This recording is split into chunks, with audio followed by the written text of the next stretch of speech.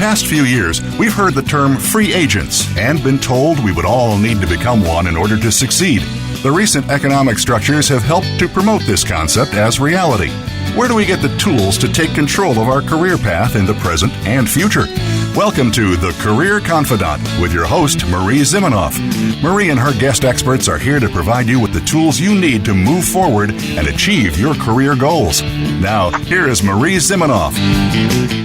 Hello and welcome to The Career Confidant, and we are glad that you joined us today, and you are going to be glad that you joined us because today we have a special guest, Edward Gorbis, who is a coach, but also the author of the book Unbreakable Mindset. And Edward, you work with immigrants and first-generation professionals who are trying to make their way in the world, and you're also a coach and interested in coaching. And we know that there's a lot of different types of coaches out there today, but you are a performance coach. So tell us a little bit about why performance coaching is so meaningful to you. Yeah, absolutely. First of all, thank you so much for having me on today, and hope everyone is having a great day. So, as you mentioned, coaching has a lot of different meanings, and there's a lot of different types of coaches. And what I discovered throughout my career and kind of my immigrant upbringing is that there's a lot of people who are of the immigrant background. They're first gen, second gen, and many folks like myself have never necessarily had the kind of the skill sets, the hand holding, the arm locking that you need in order to really understand how to be successful in the American culture, in the American workplace. And I've had my own ups and downs throughout my career. I've done a lot of different things, but what I found the most fulfilling for me, and particularly last year in 2020 at the onset of the pandemic, was that I fundamentally loved helping people. And I specifically wanted to help and really empower people of a similar background to thrive and to live the life that they want by both giving them the mindset coaching as well as all the necessary kind of skill sets and tools that couple with being able to operate through an empowered state. So whether it be negotiating in a workplace or learning how to negotiate with clients, or whether it's learning how to effectively network with people, these are all skill sets that I had to figure out on my own. There's no playbook for it. It was very difficult as a kid who moved here from Ukraine, having to kind of assimilate to American culture, coupled with assimilate to kind of the lifestyle, while also having this immigrant upbringing at home. So you kind of have two different worlds that you're living and playing with throughout the day. And I'm sure there are many people who can empathize with this. And that being said, I love to help anyone. It's just what I found, at least as I've started my coaching practice, to really be the sweet spot of who I work with. Yeah, so you've done quite a bit of research on this idea of mindset. Tell us a little bit more about that. Yeah, absolutely. So I've been fascinated with how we think, how we show up in the world since I was a little kid. I kind of noticed that people react to things differently. People look at the same thing in nature differently, right? We react to things at work in a very different way, even to the same event. So I've always been fascinated with how we show up, how we behave, why some people are able to exponentially achieve a lot more than the next person. Somebody I always am fascinated with is Elon Musk, for example. He had a very unique childhood and upbringing, and many people obviously equate him to Tesla and all of his other endeavors, but I've always been fascinated with the mind and how people react and operate and show up in the world. So I spent a lot of time throughout my career really working on my own mindset, whether it be through reading psychology books, whether it be reading neuroscience or spirituality. And I realized there's a lot of overlap across all of these studies, right?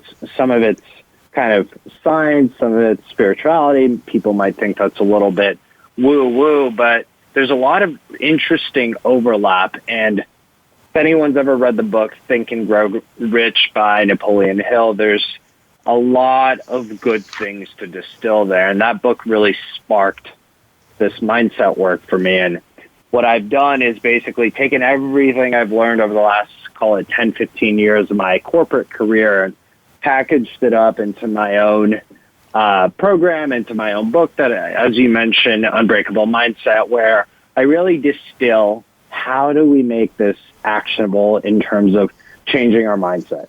So often we'll hear, do you have a growth mindset? Do you have a fixed mindset? Mindset matters.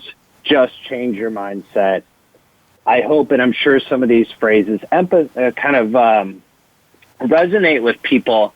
But that being said, oftentimes we're never given the actual tool. Like, how do you go through mindset change? How do you show up differently tomorrow and differently the next day, and show up in a way where you're actually able to take the real action to get to wherever it is you want to go and achieve whatever goal you have in your life? And so many people are unfortunately stuck, right? They're kind of walking through the same behavior and telling themselves the same story every single day. And again, through learning all this, through doing the work myself, and again, it's an ever-going, ongoing personal development journey.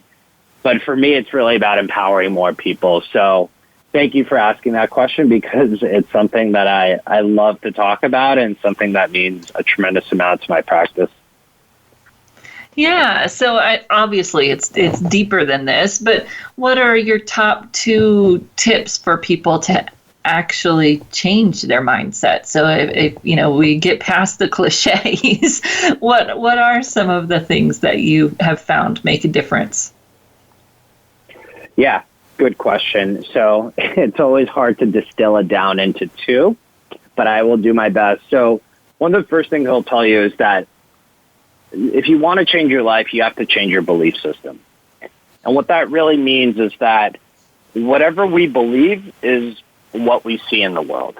So let's avoid divisive topics, but one person can love the beach, another person cannot love the beach, right? And at a surface level, that seems very simple. But the reality is there's underlying beliefs that we've all constructed in the first 7 years of our lives. So 95% of our beliefs have been formed in our subconscious in the first 7 years of our lives.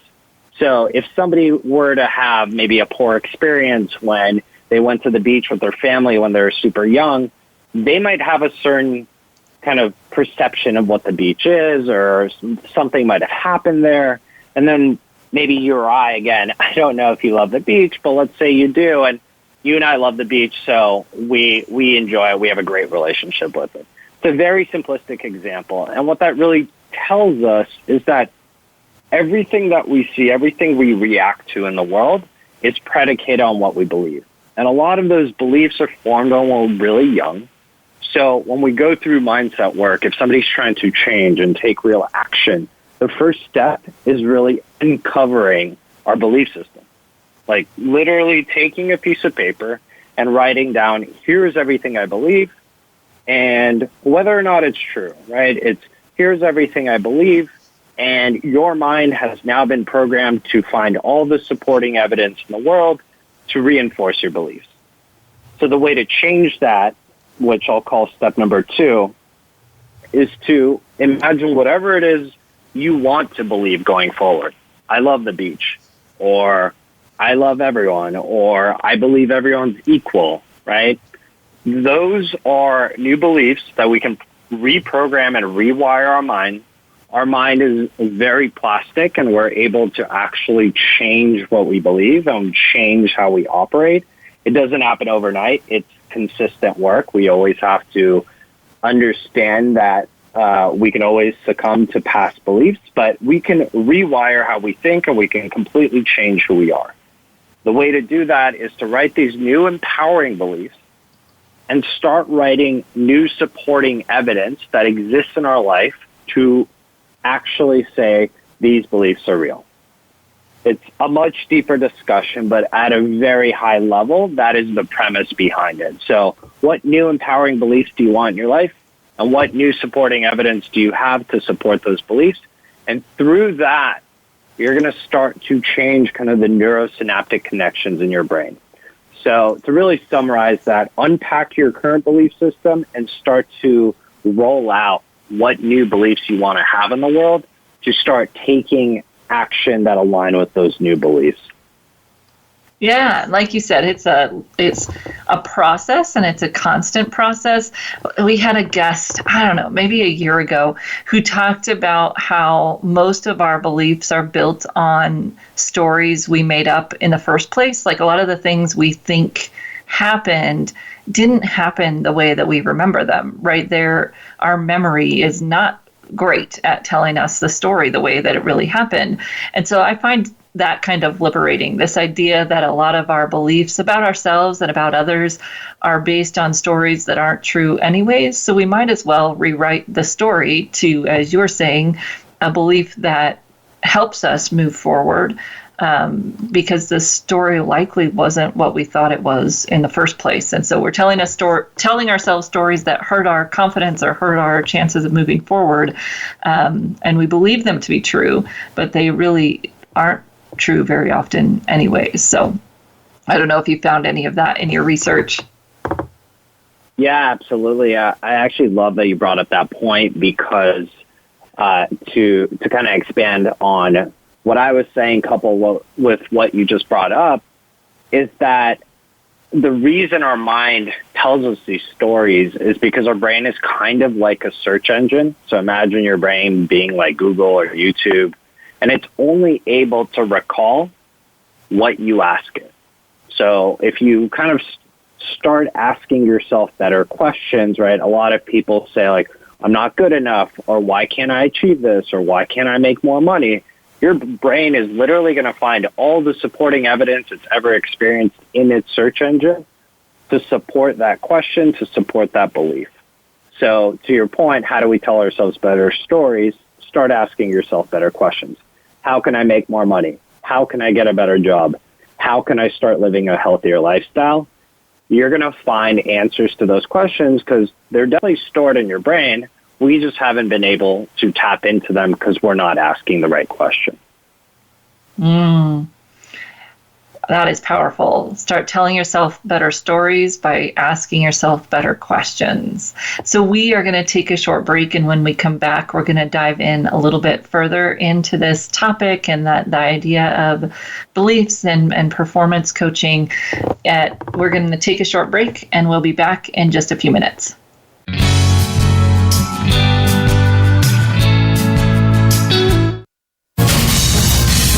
Voice America Business Network, the bottom line in business. You know that the career landscape has changed and that you need to be proactive about managing your career. You can have the foresight, skills, and confidence you need to take charge of your career and seize opportunities. A strategic advantage and career expert, Marie Zimenoff has helped thousands of leaders like you get focused, get found, and get hired. Visit getcareersmart.com to find out more. That's getcareersmart.com or call 800-521-2080 to schedule your complimentary consultation. Today, expertise equals credibility. When you know what to do and how to do it, people follow because they acknowledge that you know more. However, stepping up in your career eventually pushes you out of your comfort zone of expertise. How you lead at those moments requires new skills. We're here to show you how to survive and thrive. Join me, Wanda Wallace, on Out of the Comfort Zone at Voice America Business Channel. You can find more information at leadershipforuminc.com. From the boardroom to you, Voice America Business Network.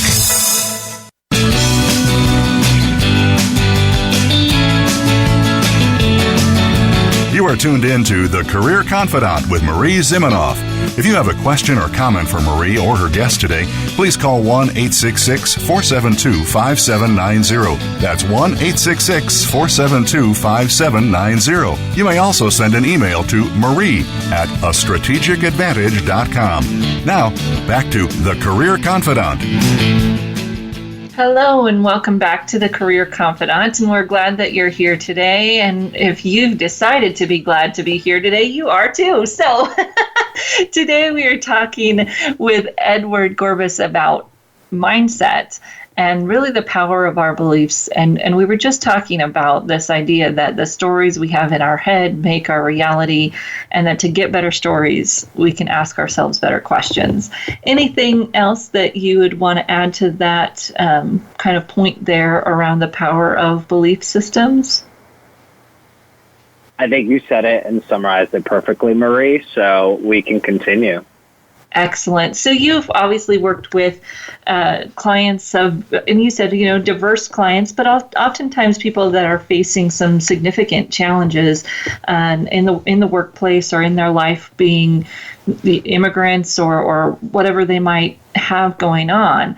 So tell us some of the instances where you've seen mindset really be transformational for your clients. Yeah, absolutely.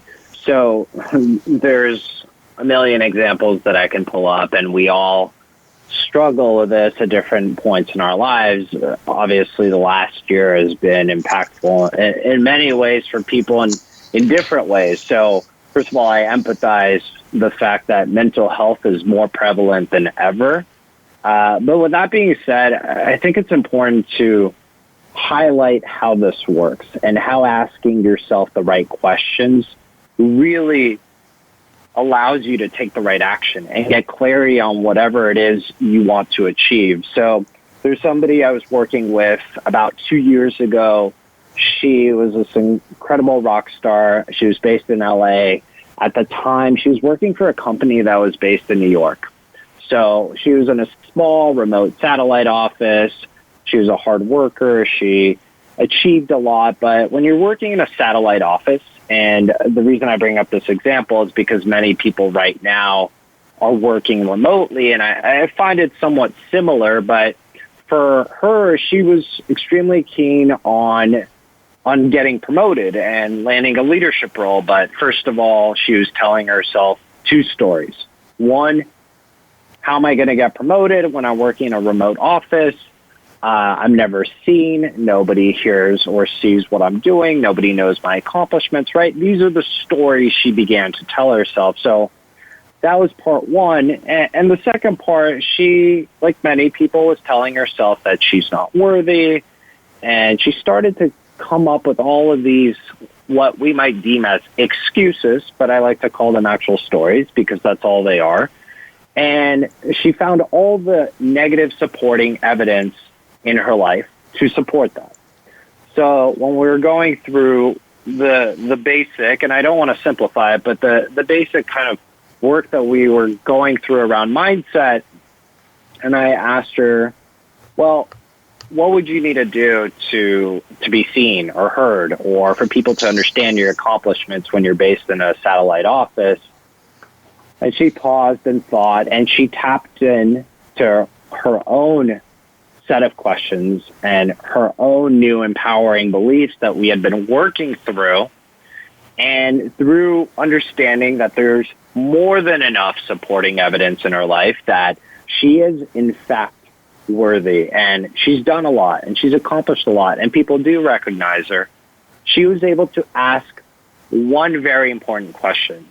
And I'll pause there for a second and say that oftentimes we ask ourselves a million questions a day, but through mindset work, the beauty of it is that we end up asking ourselves one or two questions that give us so much clarity, and we're able to take the right action to get us to where we actually want to go. And instead of asking herself all these defeating questions, she simply asked, not me, but more so her immediate managers, could she spend more time in New York? This is when we could travel still.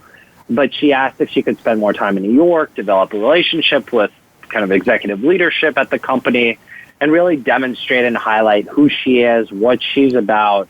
And she got the green light. It was literally that simple to be able to travel. Now, she still had to go and do the work and prove herself, but she had convinced herself that she would never be seen simply because of location. And ultimately, she did the work. She was seen. She was a rock star. I personally knew that, but she had to believe it, and she had to act through that belief system.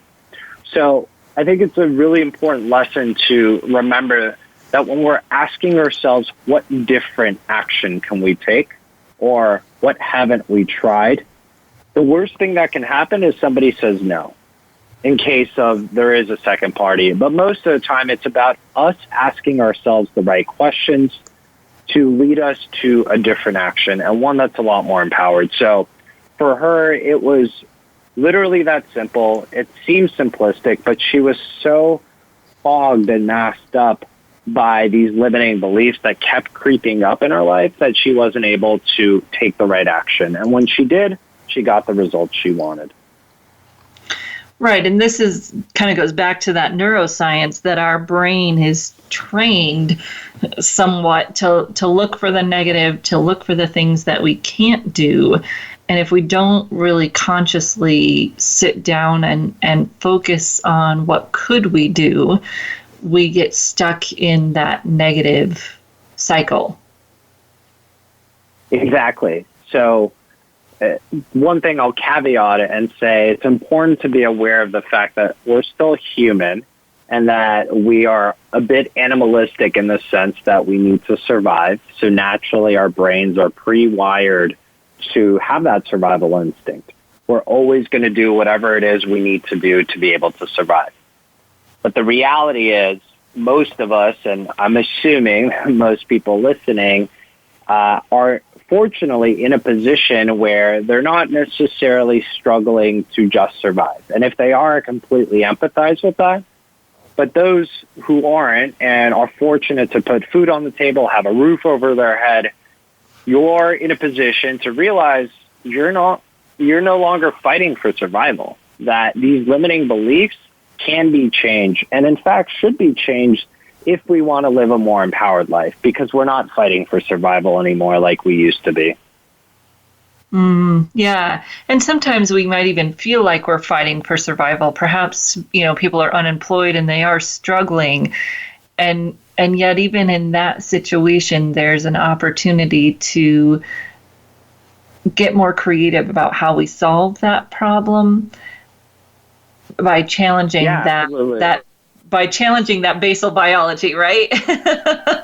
Exactly. And that's a really good point. And one idea and suggestion, a very simple one, is that if you are struggling to find a role, and again, this is where that opportunity to ask yourself slightly different and empowered questions about quite literally around how else can I generate revenue or income for myself? And the beauty of the internet is that we have the creator economy right now where we can create and help and freelance and do so many different things to generate income. So again, start asking yourself slightly different questions to give yourself permission to take different action. Yeah. And oftentimes we might think, oh, that's a waste of time because it's taking me away from my job search. And that, the limiting belief there is that I can only do one thing at a time, or, whatever that might be. Exactly. So we have to fight those what ifs and it's not going to work because is. So what are some of the top advice that you give to young or ambitious professionals who are trying to find a different perspective during these uncertain times? Absolutely. So to your point is that we only have a fixed amount of time throughout the day. So when we recognize that the only common asset that we really have with everyone else in the world is time, we can ask ourselves, how do we utilize time efficiently and effectively? And that doesn't necessarily mean how do I work or learn 24 hours a day, but it simply means how can I align the best with whatever it is I want to achieve in the life I want to live to take the action that I want to take. And that was a question that I wish I was asked, because way too often, and especially if you're an immigrant, first gen, second gen, you might be able to empathize with this story where a lot of parents will kind of nudge or push you into going into the lawyer, doctor, engineer route. I personally went the engineering route. And it's not always necessarily an open mind, right? It's almost you have these three freeways you can go down to be successful. But the fact is there's an infinite amount of ways to be quote unquote successful. So define what success is for yourself. Ask yourself, where do you want to invest time? And the biggest piece of advice I'll say is never stop learning. Very often I see people kind of post-college, maybe post-grad school, put down books or put down podcasts. And to me, I believe in being a student for life.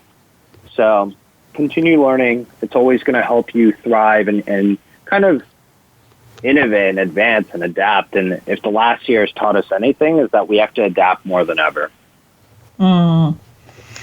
Yeah, and learning looks different for every phase of life, right? It doesn't mean that we have to be taking an online course. And sometimes people jump on those things before they've really thought about how does this align with what I'm trying to do right now. And then you get even more frustrated or scattered or waste to that time, to your point, not waste, but not use it in the most efficient manner or conscious manner towards the goal that we want to achieve. So how can people connect with and follow you, Edward? Yeah, absolutely. So thank you for asking. My coaching practice is called Career Meets World. So you can slide over to careermeetsworld.com. That's where you can easily grab a free copy of The Unbreakable Mindset. You can find me on LinkedIn, and I also have my own podcast called Career Meets World. So wherever you listen to podcasts, you can certainly check it out there. Excellent. So careermeetsworld.com, Edward Gorbis. We really appreciate your time, Edward. One of our sponsors for this show is Career Thought Leaders, and tomorrow they are releasing their annual white paper on trends for careers. So as you're talking, it's like, oh, this is all, coming together and fitting together because, of course, in the past year, as you said, concerns about mental health and even about diversity in the way that we all learn and think and move our careers forward has evolved greatly in just 1 year. So I'm excited to always keep learning from my guests, and I really appreciate you coming to spend your time. And if you're interested, again, that white paper release webinar is free tomorrow, and we're going to be talking about what's coming up next in the career space with our colleagues at Career Thought Leaders. So thank you again for joining us, Edward, and we'll be right back here on the Career Confidant.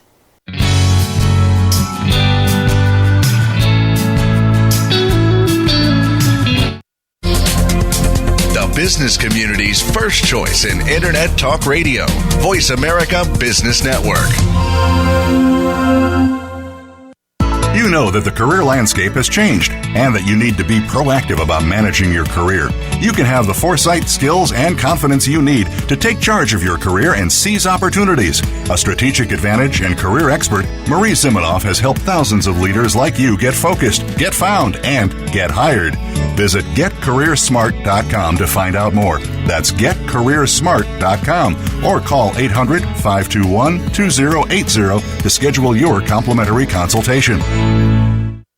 Today we live in a truly global environment. Business can more easily be conducted now in almost any part of the world. How do you, as a business owner or professional, navigate the ever-changing business landscape? Tune in to Leadership Beyond Borders with host Kimberly J. Lewis. With a worldwide resource of guests, you'll find out what opportunities and challenges surround diverse and virtual organizations. Listen live every Tuesday at 3 p.m. U.S. Pacific Time on the Voice America Business Channel. Think you've seen everything there is to see in online television? Let us surprise you. Visit voiceamerica.tv today for sports, health, business, and more on demand 24/7. Voice America Business Network. The bottom line in business.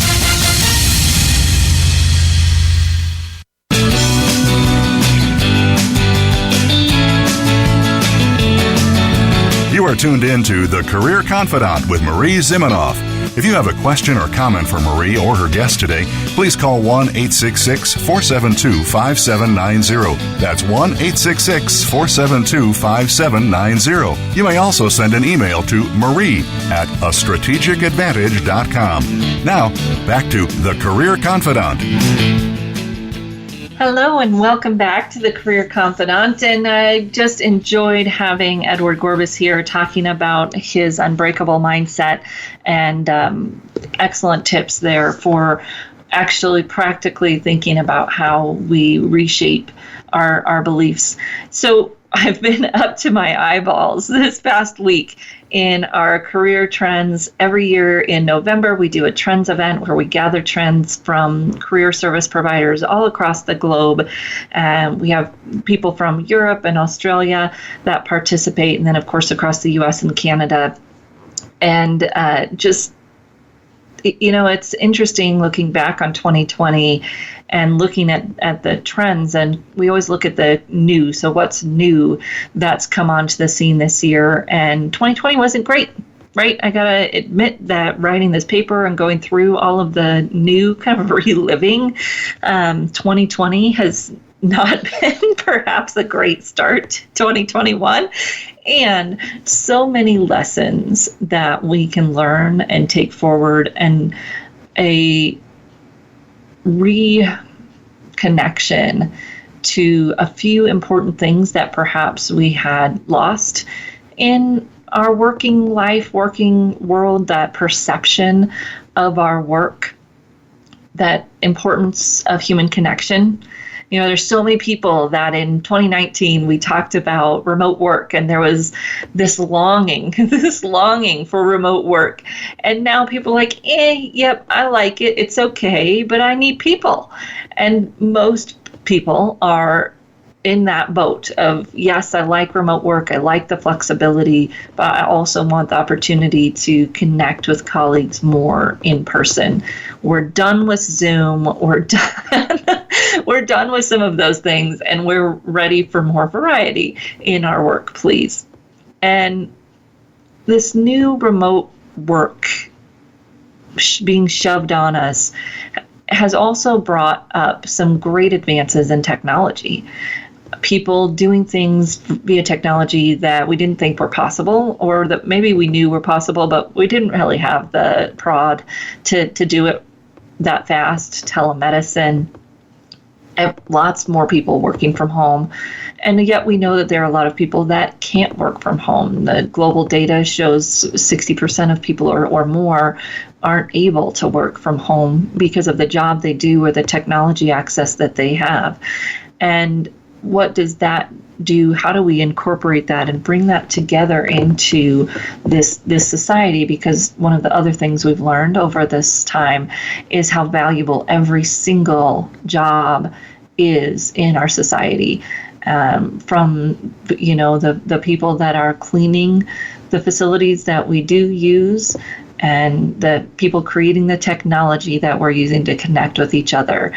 And all of those jobs provided so much value that we don't want to lose that and mistakenly sweep that back under the rug as we move forward into this year of 2021. And as Edward was talking about, mental health took a front seat this year, people really thinking about it, and leaders thinking about how they can lead with more empathy and connect to their team members better. We don't want to lose that either, because that was always true to some extent. In fact, the numbers before the pandemic, so the 2019 numbers, showed that 60% of people experienced loneliness before the pandemic. And so we've got to do a better job. We've got to continue to do a better job and to learn from that and move it forward, and connecting and paying attention to our own and each other's mental health. And there's some simple ways to do that I feel like are impressed upon me today to just help us remember, with everything going on in the world and in the US with our political unrest, that it's important to stop and breathe. Sounds simple and little, but most of us don't do it well very often during the day. And there's a few different ways that we can do that. I'm a fan of the 4-7-8 breathing technique, and simple that you breathe in for 4, hold for 7, and breathe out for 8. Now, the important piece here for some of us mouth breathers in the room is that you got to make sure you do it through your nose, because that is where that breathing really connects the nerves and our diaphragm, and we do a better job of kind of clearing, taking in and then clearing through our nose. So make sure that if you want to try that 4, 7, 8 technique, you do it through your nose, kind of relax your tongue on the roof of your mouth. And this comes from Dr. Andrew Weil, Weil. You can Google it and watch him walk you through it if you want. He's got a great YouTube video. But I'd encourage you to find some ways on a daily basis to connect to your body and breathe. It's interesting. I haven't done a great job of trying it, but when in his video, he talks about how it puts people to sleep in a few minutes. So if you're struggling going to sleep at night, maybe a good time to lay there and think, okay, Marie said to try this 4, 7, 8 through your nose so that you can focus and relax. And of course, just counting. So count while you do it and use that breathing technique to move yourself into a more relaxed state. People are also using a lot of technology to help facilitate mindfulness. So it's an interesting combination of something that we might think is not so mindful, but mindfulness apps. I was using Calm, recently introduced to an app called Calmcast. So CALMCAST, that was created by one of my colleagues, which is fun. And it's interesting, they say their favorite feature of Calmcast is coffee shop, where all it is sounds like you're in a coffee shop. So if you're one of those people that before the pandemic loved to go work in a coffee shop or a co-working space, you might try the Calmcast app and put on the coffee shop feature, and boom, right there you are. Get your favorite cup of coffee, get yourself some, whatever it is, your flavor, your favorite coffee, and sit in your home coffee shop and relax the way that you were used to relaxing, connect perhaps to those sounds in the way that you were used to connecting. One of the other interesting things I found in this discussion of mental health is that trauma, so post-traumatic stress, we often think of post-traumatic stress disorder, which veterans might experience, and it's a diagnosable disorder. Obviously, when things are diagnosable, they have an impact on our ability to function on a normal day-to-day basis. But post-traumatic stress is similarly challenging for people, even if they don't have the disorder. And when we experience stress and trauma consistently, repetitively, it just adds up. And boy, here at the beginning of 2021, aren't we all feeling that? The ups and downs of COVID, and we're doing better, then we're not doing better, and the ups and downs of political unrest all across the world that create this same challenge of post-traumatic stress. And we're used to sweeping it under the rug. We're used to not recognizing it, not consciously managing it. Give yourself permission to recognize it and to find strategies to process it. I don't know if you can manage it. It is what it is. But if we're not recognizing it and processing it, then it is going to impact our work performance, our relationships, all of those things that are in our lives for the long haul will suffer if we don't address the stress of this year and finding ways to do that. And we all have our favorite ways to do that, right? Whether it's walking or yoga or mindfulness, meditation, journaling, connection. This is like real connection. I was reading something today. I think it was a tweet that someone tweeted where they're their boss asked how they were, and they said fine, and the boss said, nope, try again. You're not fine. I'm not fine. None of us are fine. Start over. Find those people who can have that level of conversation with you, right? Probably not your boss, unless you're lucky enough to have that person's boss. But who are those people that you can be real with and not complain, but just be authentic and communicate and not have to have your walls up? Because when we can find those connections, it really helps. And exercise helps me. I know that if I have not been exercising, which I didn't for the first few months of the pandemic because we moved and I didn't have my machine in the basement and it's icy and cold. So when we don't do those things that we know we need to do, they are taking a toll on us, whether we want to admit it or not. And that has been one of my lessons from this year, is those things add up. When we're thinking about our physicality, sometimes they add up quite literally, right? You go to the scale and you're like, oh, that added up. But when we don't take care of ourselves, those things add up and they weigh on us. We can almost feel it physically.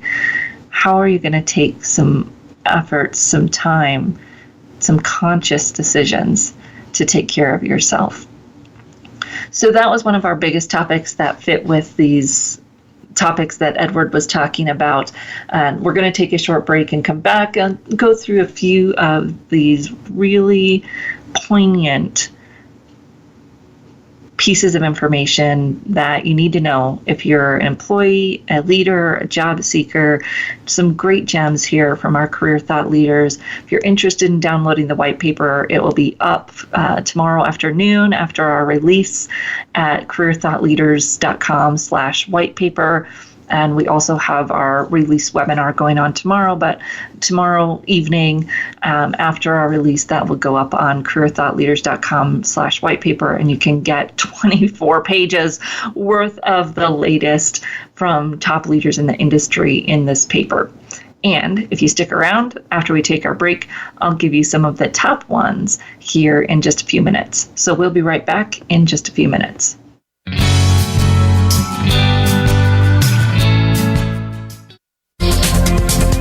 Business community's first choice in Internet Talk Radio, Voice America Business Network. You know that the career landscape has changed and that you need to be proactive about managing your career. You can have the foresight, skills, and confidence you need to take charge of your career and seize opportunities. A strategic advantage and career expert, Marie Zimenoff has helped thousands of leaders like you get focused, get found, and get hired. Visit getcareersmart.com to find out more. That's getcareersmart.com or call 800-521-2080 to schedule your complimentary consultation.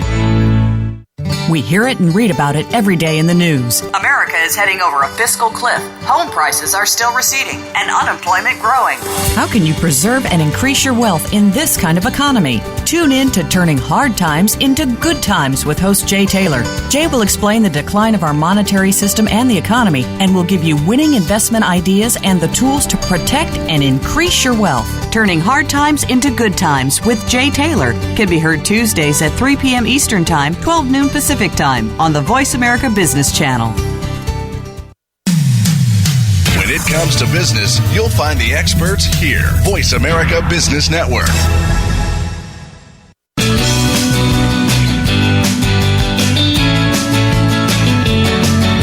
You are tuned in to The Career Confidant with Marie Zimenoff.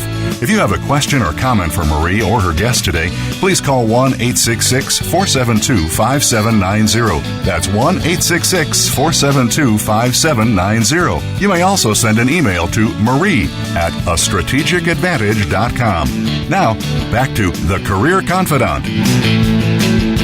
Hello and welcome back to the Career Confidant. So today you're going to get a sneak peek preview of some quick hit takeaways from our 2020 Career Jam. So it's the 2021 industry trends, and starting with, well, we talked a little bit about mental health And now we're going to circle back around to our main 3 topics for the event, which were emerging technology in jobs, remote work, and virtual job search. So this year was a huge upheaval in the workforce and jobs and all of the technology that we've been talking about, that kind of artificial intelligence is going to take your job stuff, fast forwarded and also shifted in ways that we didn't expect. And companies really trying to adapt to the pandemic world, and things will shift again as that changes, because of course not all of those were long-term changes, and some of them were. But the important thing that we've talked about it before on this show is that artificial intelligence creates and destroys or eliminates jobs, if you will, but it also evolves them. So it's not necessarily that a job is being eliminated, it's that technology is changing how that job is done. And our goal as career services providers for our job seekers, or my hope for you if you are a job seeker or working leader in the working world, is to pay attention to those shifts so that you can be the one using the technology in your new job, not the one being replaced by it. So what new skills did we see kind of take the forefront? Not surprisingly, because we've been talking about it for a while, emotional intelligence. Be able to lead, to be able to job search well, to perform well in your job, this year required boatloads of emotional intelligence to be able to control our own reactions to the negative events and interact well with our peers over the horrible communication medium that is email, right? And pick up that phone when maybe we aren't used to doing that, get on Zoom. It really challenged our communication skills. One of the things that maybe we didn't expect or couldn't have expected pre-COVID is the rise of written communication skills. Right now, you're emailing more, or you are, writing posts on social media, trying to build your visibility. You're chatting in that office chat more, the things that you would have been doing at an in-person meeting. And people are paying attention to those written communications, not necessarily the grammar, although I do think that makes a difference. But are we able to communicate our ideas well? Are we able to participate in discussions well? And, a surprising benefit perhaps of virtual networking is the opportunity to connect with people in the chat. All of these things requiring us to have better written communication skills and to work on those. We saw some fast forwarding in the areas of micro-credentials, online learning, people really trying to use that as a way to fill a gap and advance and upskill, if you will, within the areas that they're in. And then we saw some new careers coming on the scene, with people diving in and needing more from service workers, and that was not expected, right? We kind of expect technology to eventually eliminate some of those, but right now we saw an increase in delivery driving jobs and warehouse types of jobs.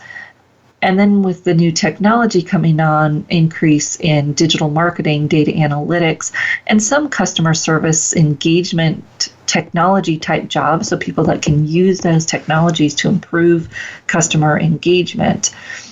And long term, looking at some of that may decrease with technology taking those jobs, but if you're in that line of work, how can you evolve so that you're the one using the technology, putting it to good work to improve the outcomes for a business? We saw COVID do strange things to healthcare, right? Increasing jobs in some areas of healthcare, decreasing jobs in other areas of healthcare, and what will stick there, it will be interesting to see. And of course, hospitality and travel industries taking the largest hit in terms of losing jobs and not having a great vision of when those jobs or how many of them will return. So technology is shifting jobs, COVID shifting jobs. At some points, those aren't going in the same direction, and at some points they've accelerated because of their combined efforts. So the next, remote work, and this was a challenge for people who are working to figure out how to make this work. How do I have the right technology? What about my bandwidth that I've never really had to worry about before? And now all of a sudden, everybody in my whole neighborhood's on the internet and I can't use my computer the way I need to. So it's really it's really brought some attention to how do we work remotely and how do we do that effectively with people that may not be used to how that has looked, and people who've been doing it for a long time but hadn't experienced it, some of the challenges, like trying to work at home and manage family, kids, and even spouses who were at home, who weren't at home before the pandemic. Now, this is the big question. Will remote stay or will it go? Most people think that there'll be some kind of hybrid. You have some companies who've really embraced remote work and said, we'll never have an office again. And you have some companies who've said, yeah, we don't think this is working for us. We're pretty sure we'll have you back in the office as soon as we can. It also brings up all of these additional challenges in terms of salary and salary differentials for geographic location. How is income tax going to work? Are people going to move to cheaper places so that they can, have better living? What will all that look like long term, and how does that impact your career? Do you have more opportunity to apply to remote roles now that there's more remote acceptance of remote work? Virtual job search.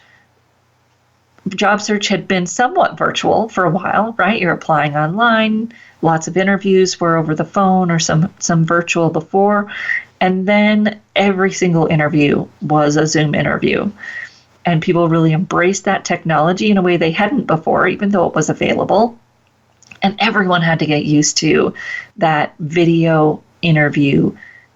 And the one-way video interview, where it's all automated and I'm recording myself, on the rise and probably won't go away. And then two-way video interview, where there's actually someone there asking me questions. Again, 85% of employers think that will stay consistent after the pandemic is over. It's much cheaper. It gives me a chance to meet you. And then, of course, hopefully people will add in the in-person that they aren't able to do now. But those different skills that people had to learn, both for remote work and for virtual job search, to just have the presence on video to perform in some ways that they hadn't had to do before, and maybe isn't even relevant to the job. But if we want to show that we can do the job, we also have to now master this skill of being on video. And career service providers jumped right in. Lots of us had been doing video and virtual and remote work before that. So thankfully, you've got some experts on the other side of the line when you connect with a coach. But we've jumped in and figured out how to help people do this better. And many of you have been experimenting now with video for your own personal interactions. And I love how that helps us be more successful in work-related virtual interactions as well. So when we look forward to 2021, things probably aren't going to change as fast as we would maybe want them to. COVID isn't going to go away as fast as we would hope. And so you're going to see some of these things persist and taper. Not going to change, it's not going to be the snap change that it was back March, which is good for most of us, right? We don't love to have those immediate changes over and over again. Here on the Career Confidant, we've got some great guests lined up for the first part of this year. If you have any topics or anything you want us to address, feel free to reach out to me at Marie, M-A-R-I-E, at careerthoughtleaders.com. And we look forward to seeing you right back here again next week on the Career Confidant.